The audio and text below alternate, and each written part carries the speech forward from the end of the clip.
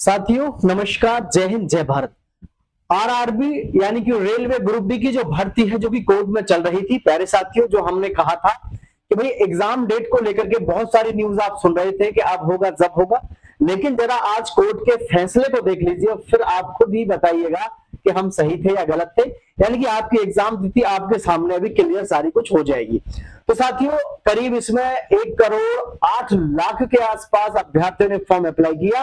अगर आप भी उनमें से एक हैं या आप एक अभिभावक हैं तो चैनल को सब्सक्राइब करें, क्योंकि हर प्रकार की इंफॉर्मेशन आपको यहाँ पर रेलवे ग्रुप डी से संबंधित सही समय पर मिलती रहती है।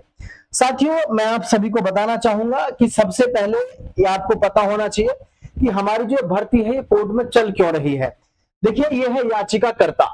याचिकाकर्ता का तर्क जो है, यानी 2018 से 24 के बीच रेलवे द्वारा जारी सर्कुलरों के अनुसार न्यूनतम योग्यता 10वीं प्लस आईटीआई थी।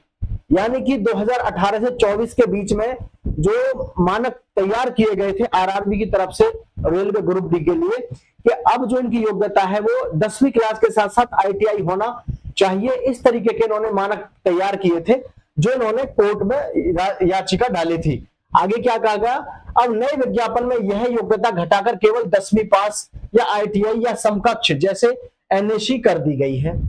इससे प्रतियोगिता बढ़ गई है और आईटीआई धारकों का नुकसान हुआ है, इसलिए भर्ती प्रक्रिया पर रोक लगाई जाए। देखिए, इसमें जो हमारे जितने भी भाई हैं या बहन हैं जिन्होंने आईटीआई कर रखी है, तो उन सभी के लिए यहाँ पर जो है ये इन्होंने याचिका लगाई थी कोर्ट में कि भाई हमारी जो भर्ती है इसमें 2018 से 24 तक का ये नियम था, तो 10वीं के साथ साथ आईटीआई वाले बच्चों को जो है प्राथमिकता दी जाएगी। वैसे रियलिटी तो ये थी कि 80% के लिए कहा गया था कि आईटीआई वाले बच्चे लिए जाएंगे और 20% लिए जाएंगे 10th पास। खैर, अब जब ये याचिका कोर्ट में लगाई गई तो यहाँ पर फिर कोर्ट का क्या जवाब रहा, इसको जरा देखिए।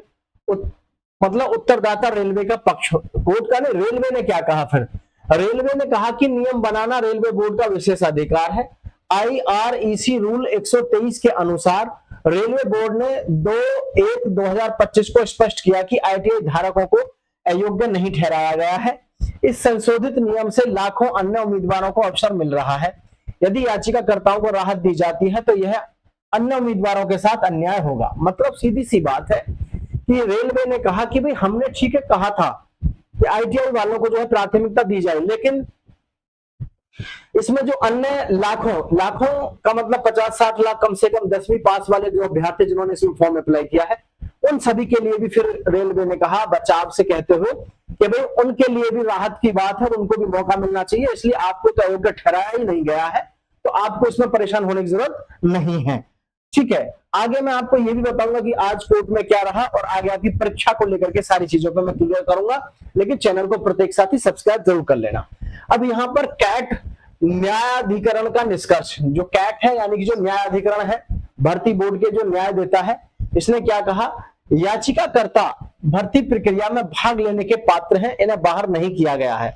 मतलब आईटीआई वाले बच्चों ने जो ये इस तरीके की याचिका डाली कि भाई हम आईटीआई वाले बच्चों को हमें ज्यादा चांस मिलना चाहिए, तो इसमें कैट ने कहा, जो कि न्यायाधिकरण का निष्कर्ष है, क्या है कि जो आईटीआई वाले बच्चे हैं उनको भाग लेने के लिए पात्र हैं, यानी कि आप भी फॉर्म अप्लाई कर सकते हैं, आपको बाहर तो किया नहीं गया है, बात तो ठीक है। और आगे है, यह याचिका जनहित याचिका पिल जैसी है जिससे वे अन्य उम्मीदवारों को बाहर करने की मांग कर रहे हैं। मतलब आईटीआई वाले बच्चे चाहते हैं तो 10वीं पास वाले बच्चे हैं उनको ना लिया जाए। मतलब तो इसमें कहीं ना कहीं देखा जाए तो भाई एक बात तो हकीकत है, जैसे रेलवे बोर्ड है, रेलवे हमारा भर्ती बोर्ड है, और बात सही है भर्ती बोर्ड की कि भाई नियम बनाना और उनको अपडेट करना भर्ती बोर्ड के हाथ में होता है। तो उस समय पे इन्होंने कहा कि आईटीआई को लेंगे, लेकिन जब नई भर्ती आई तो इन्होंने कहा भाई सभी को मौका दो। बात इनकी भी सही है, 10वीं पास वालों को भी मौका दिया जाना चाहिए। आगे, नीति निर्धारण सरकार रेलवे का कार्य है, इसमें न्यायाधिकरण हस्तक्षेप नहीं करेगा। मतलब नीति निर्धारण सरकार रेलवे का कार्य है। मतलब सीधी सी बात है कि भर्ती प्रक्रिया को कैसे करना है, क्या क्या करना है, ये सब रेलवे का अधिकार है। ठीक है, ये सब रेलवे का अधिकार है और इसमें जो है हम यानी कि न्यायाधिकरण इसमें कोई हस्तक्षेप नहीं कर सकता। याचिकाकर्ताओं के मौलिक अधिकारों का कोई उल्लंघन नहीं हुआ है। मतलब जो ITI वाले बच्चे हैं, तो उन्होंने जो इसमें याचिका डाली है उनके साथ तो कुछ भी गलत नहीं हुआ है, इस प्रकार से इन्होंने कैट ने कहा। अब सारी बात यह है साथियों, मैं आपको यहाँ एक ही सब मतलब इन शॉर्ट्स में अगर मैं आपको बताना चाहूं तो आपको सारी कहानी समझ में आ जाएगी। साथियों ध्यान से देख लीजिएगा, तो रेलवे की तरफ से जो भी नियम बनाया गया रेलवे की तरफ से ग्रुप डी को लेकर के, तो इसमें अब इसके हाथ में है भाई नियम बदलना और समय समय पर परिवर्तन करना, सब कुछ इनके हाथ में होता है। यहां पर सबसे बड़ी बात है कि हमारी आज जो है 28 जुलाई को साथियों इसमें क्या थी, सुनवाई थी। और मैं आपसे एक ही बात कहता आ रहा था कि भैया सरकारी काम है, ठीक है, सरकारी काम है, और सरकारी काम में क्या होता है, तारीख पर तारीख, सनी देओल का डायलॉग आपने सुना होगा, तारीख पर तारीख आपको मिलती रहती हैं, तारीख पर तारीख आपको मिलती रहती हैं।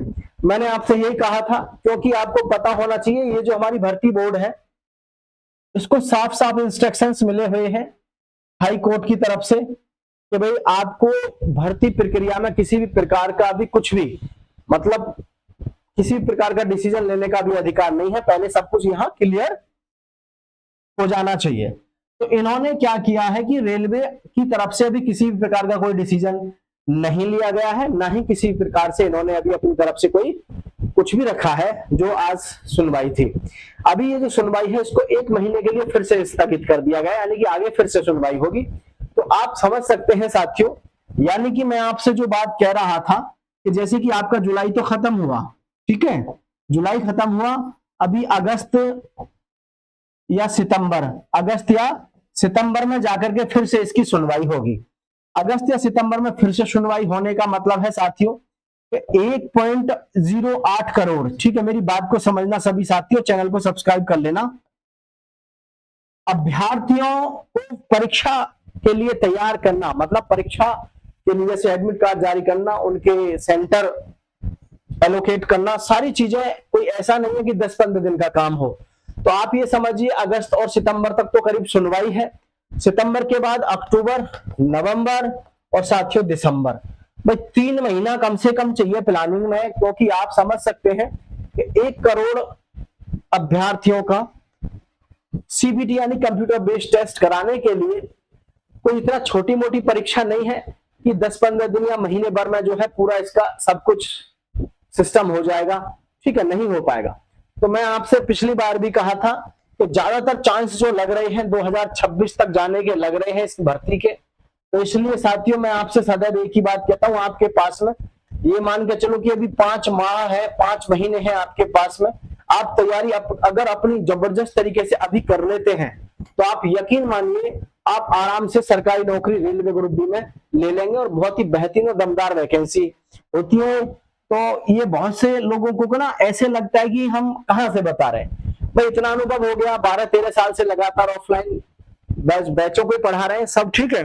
तो भाई ये आप समझिएगा थोड़ा सा, इतना तो आपके अंदर भी समझ होना चाहिए कि अभी सुनवाई यहाँ पूरी नहीं हुई है और सरकारी काम है, पता नहीं कब सुनवाई हो, कब क्या डिसीजन लिया जाए। तो अगस्त सितंबर तक सुनवाई चलती है, कोर्ट में केस चलता है, तो उसके बाद भी 3 महीने तो कम से कम आप मान के ही चलो कि भैया भर्ती बोर्ड लेगा ही लेगा, उनके एग्जाम सेंटर डिसाइड करने में सब कुछ बहुत बड़ी प्रक्रिया है। रेलवे ग्रुप भी कोई ऐसे नहीं है, 1 करोड़ से ज्यादा अभ्यर्थियों को परीक्षा दिलाना इतना आसान काम नहीं है। तो साथियों मैं आप सभी से एक ही बात कहना चाहूंगा, जैसे ही अगली सुनवाई होगी, कोई भी अपडेट आएगी आपको जरूर सूचित करेंगे। फिलहाल के लिए आप सभी से कहना चाहेंगे चैनल को सब्सक्राइब करके दोस्तों के साथ शेयर करिएगा और तैयारी में जबरदस्त तरीके से लगे रहिएगा और प्रैक्टिस करते रहिएगा। जय हिंद, जय भारत साथियों।